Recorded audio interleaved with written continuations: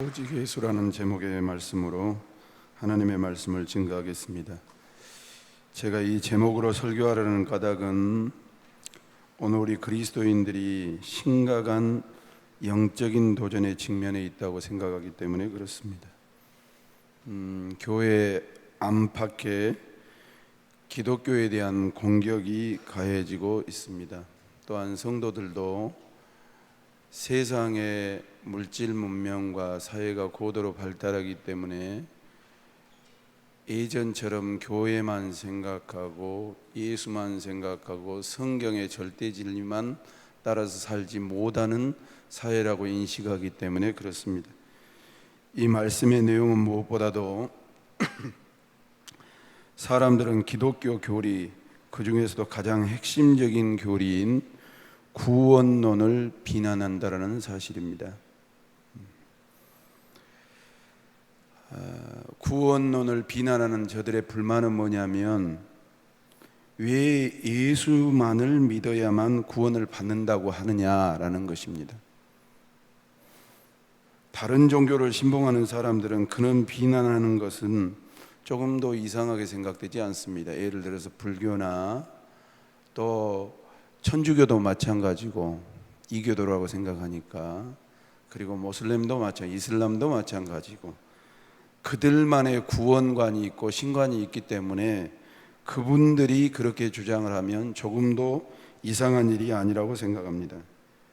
그들은 저들이 기독교 진리를 알지 못하기 때문에, 또 안다 할지라도 성령이 그들의 마음을 주장해 주시지 않기 때문에 거듭나지를 못해서 그 도에 복종하지 못한다라는 것 때문에 너그럽게 이해할 수 있다고 생각합니다. 그런데 안타까운 것은 교회 안에서 성경을 불신하고 또 기독교 교리를 비방하는 데들이 생겨나고 있다는 사실입니다. 그들 가운데는 신학교 교수님들도 계시고 목사님들도 있고 교인들도 있습니다. 우리가 세월이 흐르고 또 교회 역사가 깊어지고 또 양적이든지 질적으로 많아지면 많아질수록 더 선명해야 되는 것은 뭐냐면, 또 우리가 더 붙잡아야 될 것은 무엇이냐면 예수 믿어야 구원받는다라는 이 진리가 흔들리지 않으시기를 주님의 이름으로 축원합니다. 이번 주에 제가 들은 이야기예요. 우리 집사님 권사님들 중에, 마이크 조금만 키워주시죠.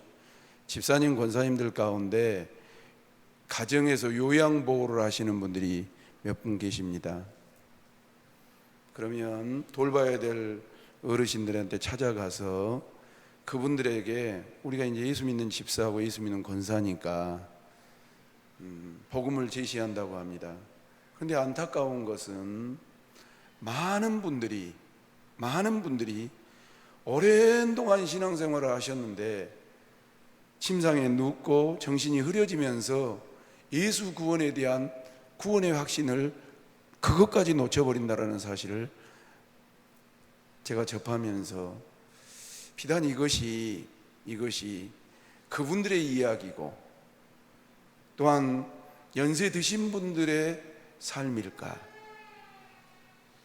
나는 목사 노릇을 하고 있고 믿음의 집안에서 컸는데 나중에 나이가 많이 들었든지 아니면 중간에 빨리 정신이 흐려져서 내가 침상에 누웠을 때 나는 무엇을 찾을까?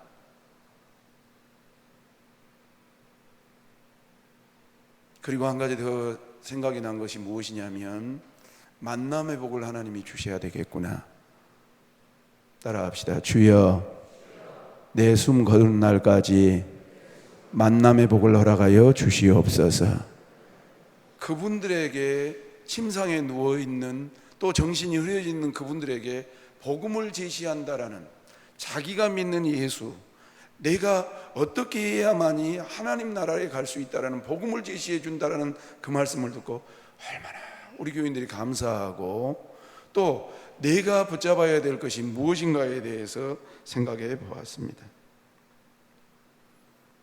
예수를 믿었다고 하는 신학교 교수님도, 또 믿었기 때문에 목사가 됐다고 하는 목사도, 또 믿었기 때문에 성도가 됐다고 하는 교인도, 그들이 말하기는 기독교는 다른 종교와 마찬가지며 무슨 종교를 믿든지 구원을 받을 수 있다라고 말한다는 사실입니다. 그러면 저들이 그같이 주장하는 까닭이 무엇일까요? 그들이 인본주의 종교 사상에 물들어져 갔기 때문에 그런다는 사실입니다. 사랑하는 성도 여러분, 방금 제가 구원론에 대해서 이야기를 했지만 교회론도 마찬가지고 신론도 마찬가지입니다. 조직신학에 5가지가 있는데 명심하셔야 될 것은 인본주의 종교 사상에 물들면 큰 영적 암덩어리에 잡혀 있다는 사실을 아셔야 됩니다. 교회는, 잘 보십시오, 조직체로서의 교회가 있습니다. 당회장도 있고 당회도 있고 재직회도 있고 공동회의도 있고, 그러나 여러분, 조직체로서의 교회가 전부가 아니고 생명적인 교회가 있다는 사실을 꼭 명심하시기를 주님의 이름으로 축원합니다. 조직체로서의 교회는 성령의 역사와 말씀의 역사가 있은 후에 생겨난 것입니다. 교회의 본질은 무엇이냐면 하나님입니다. 믿으시면 아멘 하십시다. 예수님입니다. 아멘 하십시다. 성령님이십니다. 믿으시면 아멘 하십시다. 하나님과 예수님과 성령님이고, 또한 성경 66권의 절대 진리 아래 세워진 그 조직이 교회지, 조직체로서의 교회를 보고 그 안에 생명력이 없고 또한 본질적인 것이 빠져버리면 겉으로 조직은 좋을랑가 몰라도 교회로서의 사명이 끝나는 것입니다. 방금 말씀드렸던 것처럼 신학교 교수가 될 수도 있고, 또한 목사가 될 수도 있고, 또한 성도가 될 수도 있지만 그들은 인본주의 종교사상에 물들기 시작했습니다. 그들이 근거로 내세우는 종교학은 세속적인 학문으로서 하나님의 존재를 인정하지 않는 것입니다. 종교학에서 말하는 신 또는 하나님은 사람들이 상상 속에서 만들어낸 개념에 불과하다라고 그들은 주장합니다.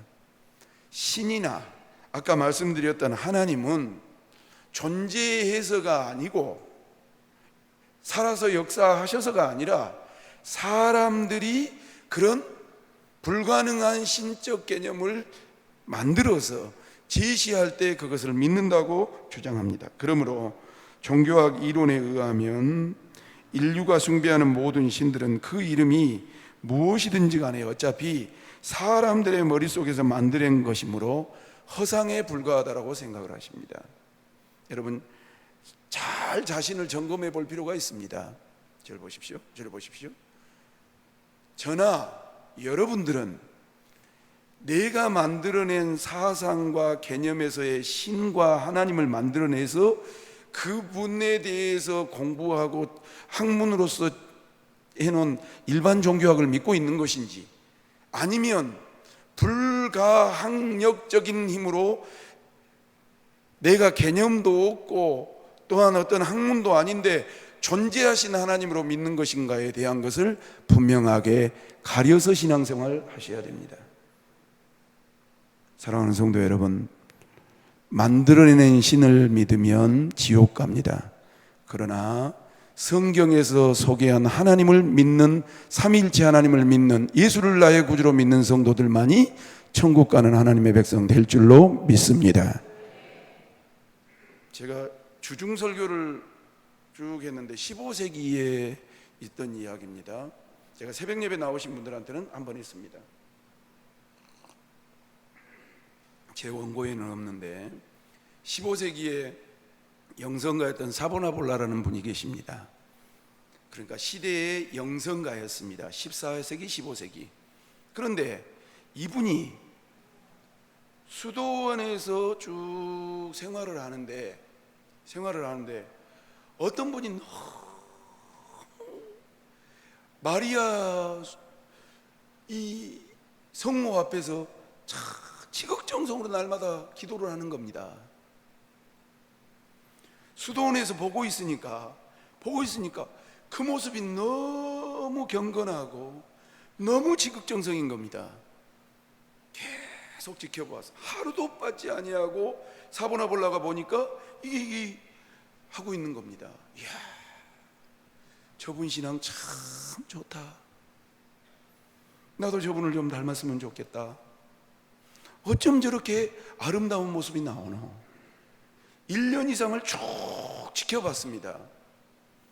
수년간을 지켜봤습니다. 그 모습이 흐트러질까 봐 조심하다가 옆에 있는 같이 수도원에 계시는 분에게 물었습니다. 어쩜 저 여자분은 내가 수년간 지켜보았는데 하루도 빠짐없이 저렇게 지극정성으로 성모에게 기도를 할 수 있단 말입니까? 그랬더니 옆에 같이 살고 있는 수도가사가 픽 웃어버리는 겁니다. 자기는 너무 감동이 되고 존경심이 있고 또 신앙심이 깊은 것 같아서 진지하게 몇 년간 참았다가 말을 했는데 옆에 사람이 픽 웃어버린 겁니다. 아니, 왜 저의 이런 충심을 담은, 진심을 담은 말을 그렇게 비웃습니까? 그랬더니 그 옆에 수도사가 뭐라 하는 줄 아십니까? 저 여자분은 처음 저 성모상을 만들 때부터 저렇게 지극정성이었습니다. 그랬냐고.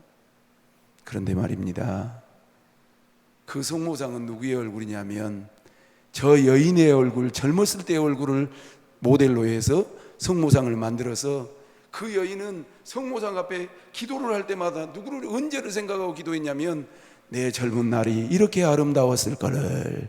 그리고 날마다 기도하면서 그렇게 추억을 하면서 나도 다시 젊음을 달라고 기도한다는 것입니다. 여러분, 우스갯소리 같지만 우리 안에 얼마든지 그럴 수 있습니다. 사랑하는 성도 여러분, 예수 믿는 기독교인들은 하나님의 영감에 의해서 기록된 하나님의 말씀인 성경을 근거로 해서 믿어야 될 줄로 믿습니다. 내 것을 끄집어내는 것이 아니에요. 사람 어떤 고차원적인 철학자나 어떤 종교가가 만들어낸 그 신을 믿고 어떤 정경을 믿는 것이 아니고 하나님의 영감으로 기록된 하나님의 말씀에 근거한 신앙심을 가져야 된다.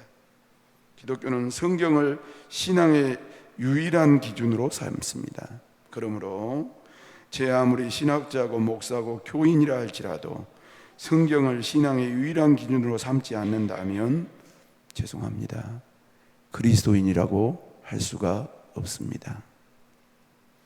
아무리 종교에 대해서 박학다식한 지식을 갖고 있다 할지라도, 또 경건의 모양을 갖고 경건의 아름다움을 갖고 있다 할지라도 성경을 믿지 않는다면 한낱 종교인은 될 수 있을지 몰라도 그리스도인은 될 수 없다는 사실입니다.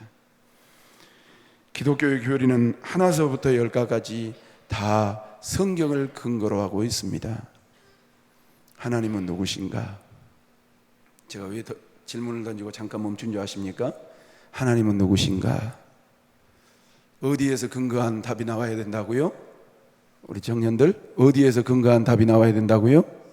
성경에서 근거한 답이 나와요. 예수 그리스도는 누구이신가? 구원은 무엇인가? 천지 만물의 창조자와 인류 역사의 주관자는 누구이신가? 심지어 우리 각 사람의 생사와 영원한 운명에 대해서도 성경에서 그 답을 구해야 한다는 것입니다. 기독교 신앙은 신구약 성경을 영감으로 기록된 하나님의 말씀으로 믿는 것부터 출발합니다. 성도 여러분, 하나님의 말씀인 성경을 사랑하시기를 주님의 이름으로 축원합니다. 그러므로 우리는 성경의 지지를 받지 못하는 종교 이론, 또한 종교 조직, 종교적인 사상, 또한 종교적인 언어들은 아무리 세상 사람들의 호평을 받는다 할지라도 받아들일 수가 없습니다. 받아들여서는 안 됩니다. 그래서 첫 번째, 한번 다 같이 읽으십시다. 우리가 시작. 우리가 예수님을 구주로 믿는 것은 성경이 이를 증거하기 때문에 그렇습니다. 여러분, 다시 한번 질문하겠습니다. 여러분들에게 있어서 성도 되게 하시고 또한 직분자 되게 하시고 목사 되게 하신 것은 무엇 때문에 가능했던 것이지요? 예수님을 구주로 믿는 그 믿음 때문에, 성경에 근거한 믿음 때문에 우리를 목사로 부르고 성도로 부르고 집사로 부르고 하나님의 백성으로 부르는 것입니다. 이 교리가 언제부터 계속 흘러왔냐면 초대교회 당시부터 오늘에 이르기까지 교회는 나사렛 예수를 인류의 유일한 구세주로 인정하는데, 그것은 성경이 이 사실을 증명했기 때문에 나사렛 예수를 인류의 구원자라고 말합니다. 예수님 당시에는 신약 성경이 없었습니다. 아시는 것처럼 뭐만 있었냐면 구약 성경만 있었습니다. 예수님께서 언급하신 성경은 모두 구약 성경을 가르치고 있는 것입니다. 왜냐하면 정경이 완본이 되지 않았기 때문에 그렇습니다. 그런데 요한복음 5장 39절 말씀을 보니까 뭐라고 기록하고 있냐면, 다 같이 보시죠. 시작. 너희가 성경에서 영생 얻는 줄을 생각하고 성경을 연구하거니와 이 성경이 곧 내게 대하여 증언하는 것이라. 예수님이 말씀하셨는데, 예수님이 지금 말씀하고 계시는데 그 당시에는 신약 성경이 없습니다. 그런데 다시 띄워놔 보십시오. 요한복음 5장 39절 다시 띄워놓으시죠. 너희가 어디에서? 여기서 말하는 성경은 신약이라고 구약이라고요? 구약이라고. 왜? 예수님 당시이기 때문에 사복음서하고 사도행전 이후로부터는 완본이 되지 않았습니다. 구약 성경에서 영생을 얻을 줄 생각하고 성경을 연구하거니와 이 구약 성경이 곧 누구에 대하여? 예수님에 대하여 증거한 것이니라라고 본인 스스로 말씀하고 있습니다. 요한복음 5장 46절도 보십시다. 같이 보시죠. 모세를 믿었더라면 또 나를 믿었으리니 이는 그가 내게 대하여 기록하였음이니라. 모세오경 창출레민신, 또 아까 우리 청년들이 찬양했던 것처럼 모세의 태어남부터 또 갈대의 상자에 띄워져서 이집트 왕자로 들어가는 모든 것도 누구에 대해서 말씀하고 있냐면 본인에 대해서 말씀하고 있다는 것입니다. 예수님의 이 말씀은 하나님께서 구약 성경을 우리에게 주신 까닭이 무엇인가를 일깨워 주시는데, 그것은 예수 그리스도에 대해서 증언하기 위한 것입니다. 그러니까 제가 설교를, 목회자들도 이런 설교를 해야 되거든요. 왜냐하면 덮어놓고 그냥 윤리적인 설교하고 도덕적인 설교하면 구원사가 끼어지질 않아요. 잊어버려요. 구원 역사가 이렇게 머릿속에 정립이 안 됩니다. 그런데 이런 오직 예수 설교를 쭉 정리하면서 창세기부터 주 오심과 예수님의 애언과 탄생의 애언과 오심과 십자가 사역과 십자가와 부활의 그 클라이막스와 또 다시 살아나시는 부활과 승천과 재림에 대해서 쭉 설교를 하면 가슴이 뜨거워져요. 왜? 봐보세요. 여러분, 성결합시다, 기도합시다, 전도합시다, 봉사합시다, 헌신합시다. 그것은 타종교회도 다 얼마든지 있어요. 우리보다 안 믿는 사람들은 더 많이 성결하게 살고 정직하게 살고 열심히 살지는 몰라요. 그런데 쭉 창세기 1장부터 보면, 이야, 나에게 들려있는 성경이 누구를 말하냐면 우리 인류를 구원할 메시아 예수님에 대해서 말씀하고 있다. 이 성경은 다른 사람이 깨닫지 못하고 예수 믿지 않는 사람들이 깨닫지 못하는 놀라운 구원의 비밀을 담고 있다. 할렐루야. 그렇게 생각하면 가슴이 뜨거워지는 것입니다. 창세기 1장 1절 5절 말씀을 보겠습니다. 시작. 태초에 하나님이 천지를 창조하시니라. 땅이 혼돈하고 공허하며 흑암이 깊음 위에 있고 하나님의 수면 위에 운행하시니라. 하나님이 이르시되 빛이 있으라 하시니 빛이 있었고 빛이 하나님 보시기에 좋았더라. 하나님이 빛과 어둠을 나누사 하나님이 빛을 낮이라 부르시고 어둠을 밤이라 부르시니라. 저녁이 되고 아침이 되니 이는 첫째 날이니라. 여기서 우리 하나님께서 말씀으로 만물을 창조하신 것을 알 수가 있습니다. 하나님이 가라사대 빛이 있으라 하심에 빛이 있었고 하나님께서 명하심에 무에서 유가 창조되었더라. 따라합시다. 무에서 유가 창조되었더라. 믿으시면 아멘 합시다. 여러분, 어떤 형상이 있는 것에서 무엇을 만들어낸 것이 아니라 아무것도 없었는데 하나님이 말씀하시니까 빛이 나타난 줄로 믿습니다. 우리는 어떤 창조를 믿냐면 무에서 유를 창조한 전능하신 창조를 우리는 믿습니다. 그런데 신약성경 요한복음 1장에도 보니까 창세기 1장의 창조와 관련해서 이렇게 증언합니다. 보십시오. 요한복음 1장 1절로 3절 말씀 봅시다. 비슷하지요? 시작. 태초에 말씀이 계시니라.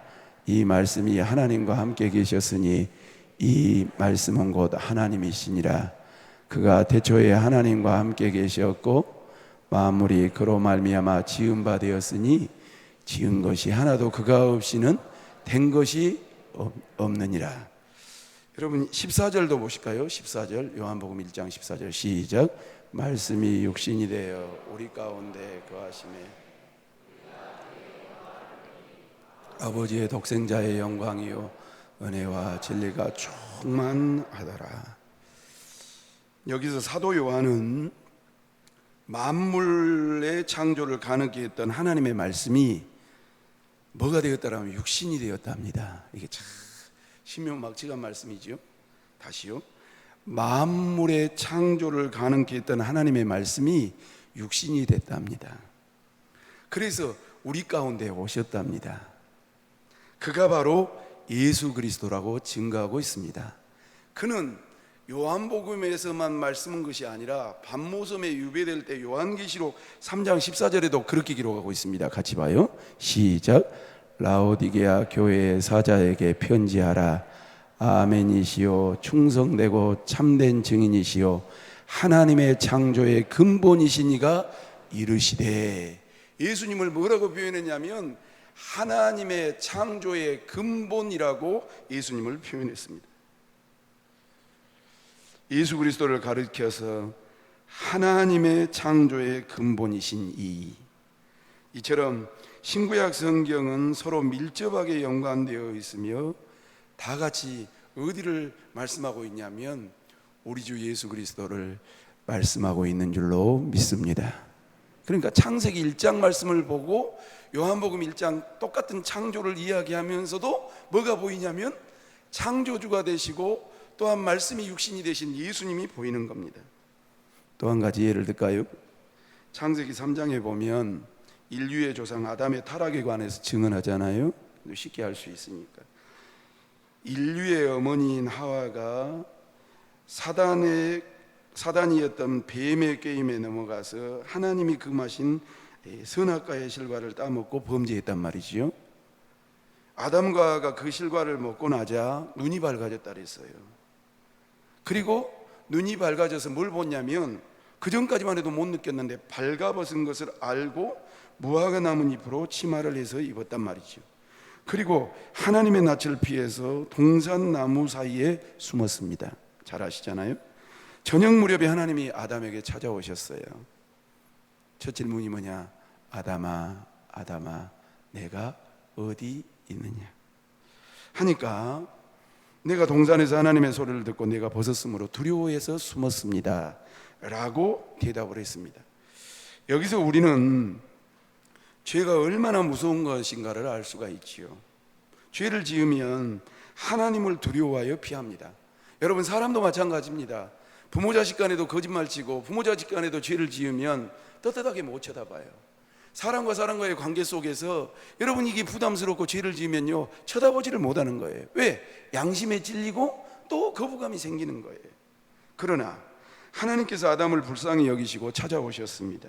그리고 범죄에 대한 응분의 징벌과 함께 구세주에 대한 언급을 주셨습니다. 그것이 원시복음이라고 하는 우리 신학생들 잘 알잖아요. 창세기 3장 몇 절이죠?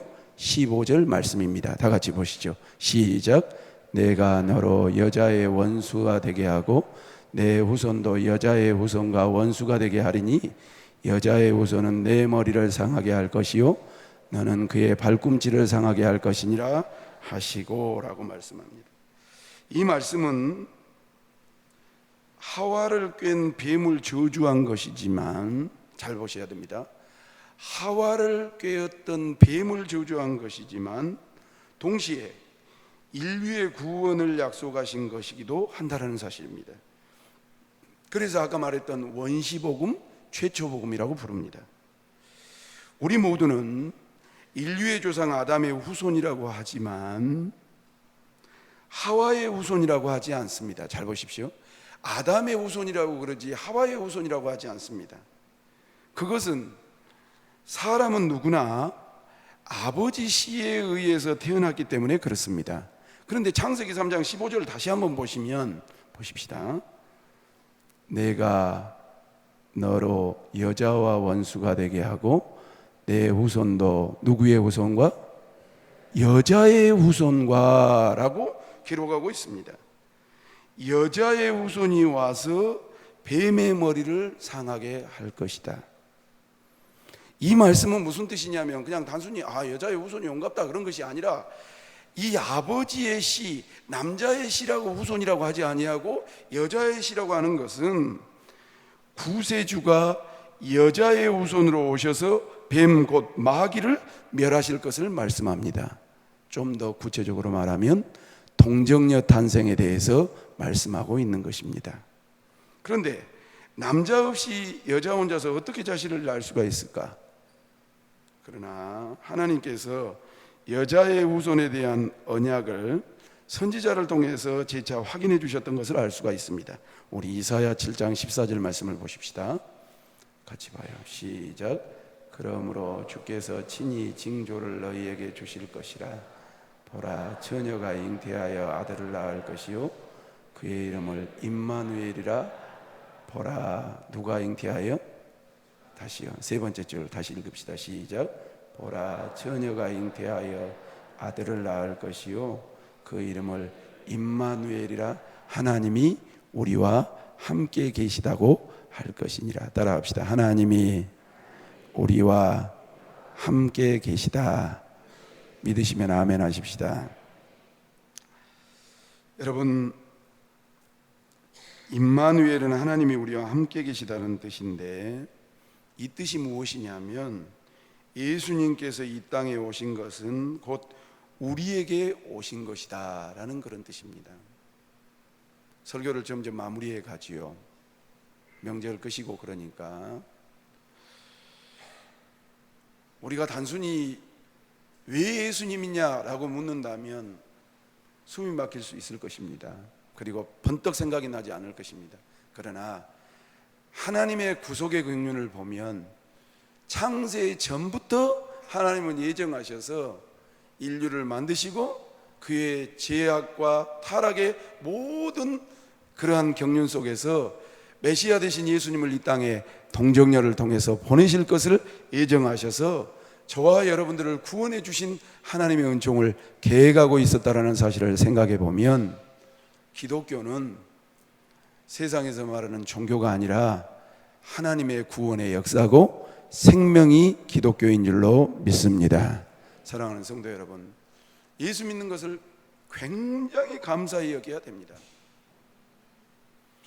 예수 믿는 것이 단순히 그냥 어디 세례받고 교인되고 뭘로 불려지고의 정도가 아니라 내 안에 온 인류의 구원자를 모시고 사는 삶이라는 사실을 우리는 감격하며 살아야 될 줄로 믿습니다. 그리고 창세기 22장 18절 말씀을 보니까 아브라함에게 뭐라고 하셨는가 보십시다. 시작. 또 내 씨로 말미암아 천하 만민이 복을 받으리니 이는 내가 나의 말을 준행하였음이라 하셨다 하니라. 이는 구세주가 아브라함의 후손으로 오실 것을 예언한 것으로서 예수님께서 아브라함의 씨 후손으로 유대인으로 태어날 것을 말씀하셨고, 한 구절만 더 보고 마칩시다. 미가서 5장 2절 말씀을 보시죠. 다 같이 봐요. 시작. 베들레헴 에불라다야 너는 유다 족속 중에 작을지라도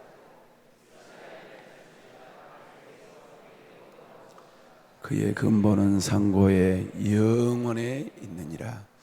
그냥 아무 의미 없이 읽어버리면 아무것도 아닌데 이걸 예언의 말씀으로 읽어보면 예수님이 탄생하기 수천 년 전에 베들레헴 에브라다야, 너는 유다 족속 중에 작을지라도 이스라엘을 다스리는 자가 내게서 내게로 나올 것이라.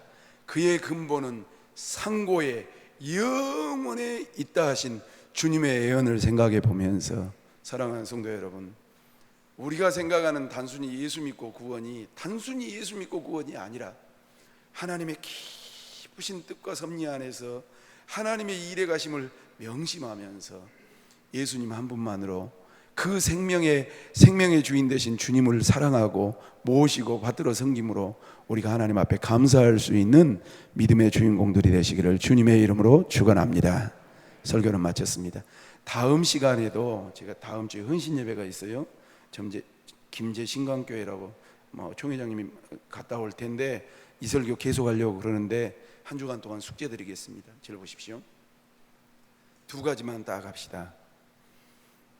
나는 구원을 어떻게 받았는가? 다시요. 나는 구원을 어떻게 받았는가? 아까 소개했던 것처럼 그냥 누가 전해줘가지고 깨달아서 그냥 예수를 믿게 되었는가? 아니면 정말 불강력적인 하나님의 은혜로 성경 말씀에 근거한 복음 제시로 말미암아 내 의도하고 상관없이 주님이 나를 만나 주셨는가? 따라합시다. 크게요. 내가 믿었는가? 하나님이 나를 만나 주셨는가? 그거 생각해 보십시오. 똑같은 말인 것 같지만 아주 다른 말입니다. 내가 그냥 믿어주는 거요, 아니면 하나님이 나를 만나 주신 거요, 완전히 다른 겁니다. 그것 숙지해 오시고, 두 번째로 뭘 생각하셔야 되냐면 내가 믿는 예수는 어떤 분인가? 그냥 부처님처럼 동상에다 올려놓고 십자가에다 잡아매놓고 거기다가 맨날 이러고 있는 분인가? 아니면 임마누엘, 나와 함께 하셔서 그 놀라운 하나님의 구속 역사를 이루어 가시는 주인인가를 참 답을 가지고 오셔서 여러분들 안에 한 주간 동안 이 질문과 도전과 생각 때문에 행복해지고 그 진리 안에서 자유함을 얻을 수 있는 축복의 주인공들이 되시기를 주 예수님의 이름으로 축원합니다. 기도하겠습니다. 하나님 아버지, 명절 끝날 주일 밤 예배에 와서 우리 사랑하는 성도님들이 오직 예수에 대한 설교를 듣고 만든 신인지 아니면 살아서 역사하셔서 우리에게 만나주신 신인지를 도전받게 하시고, 뿐만 아니라 내가 믿는 예수는 단순히 그냥 십자가에 매달린 예수인지 아니면 창세 전부터 하나님이신 분이 온 인류를 구원하신 전능자 구원자인지를 도전받게 해주시니 감사합니다. 하나님, 우리 교회의 주인이 예수님이라고 한다면 그분이 우리 교회를 통치하고 우리 성도들을 통치한다면 그분의 다스림이 어디까지 미치고 있는지를 잘 궁구하여 하나님 앞에 온전히 경배하며 만왕의 왕이 되시고 만유의 주가 되시며 심판주가 되시는 그분 앞에 온 성도들이 경배하는 우리 중앙장로교회 되게 하여 주옵소서. 그런 놀라운 구원의 은혜와 감격과 기쁨이 충만하게 역사해 주시기를 간절히 바라오고, 우리를 죄악 가운데서 구원하여 주신 예수님의 거룩하신 이름으로 기도 올리옵나이다. 아멘.